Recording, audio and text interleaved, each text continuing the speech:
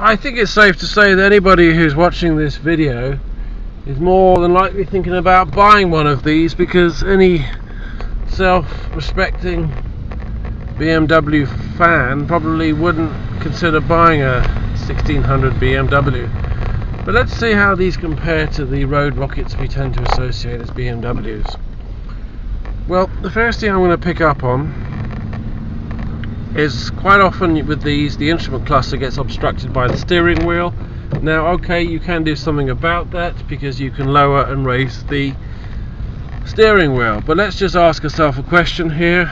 Are we adjusting the steering wheel to improve our driving position and control of the vehicle, or are we driving the steering wheel to be able to see the dials? Well, we all know the answer to that one, or how at least it should be.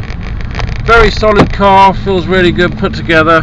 Dashboard on it feels like it's carved out of a solid block of rubber. The center console, very easy to operate. You haven't got the dials, you've got the buttons to increase the fan speed and temperature, etc. Some people don't like that. They can be a bit confusing on the Audis. The side mirrors, I think, could be a little bit bigger. They seem to be a bit stingy with the surface area of those. You know, obviously the more vision you get, the better. I will say for a 1600 it sounds nice, even if it doesn't go very quick. The rear view vision is rather minimal, but it's not obstructed by the headrest, which is very common in very many cars, I can assure you. Cornering on this car is lovely. It just goes around the corners like it's on tracks. There's only BMW seem to be able to pull that off successfully. Now, this isn't an M-Tech, so we've got a bit of a wobble on the steering, but it's not prolific. It would be exaggerated about 50-60 miles an hour. I'm not too sure. I'd like to do an emergency swerve.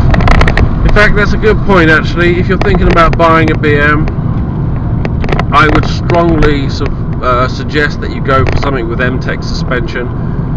Okay, on the 3 Series you can get away with it without it. The 1 Series you can get away without it, these short wheelbase cars. But the bigger you go BMWs, the more you want the sport shocks. It's better to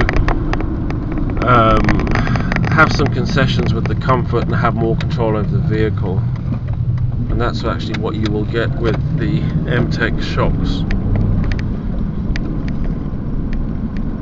The brakes on this vehicle are superb. You can feel all 4 calipers working in perfect synchronization. The windows are closed now, and I can just about hear anything really. I think maybe I can hear the wind rushing over the car. A subtle whirring of the engine. It really is a very, very pleasurable experience.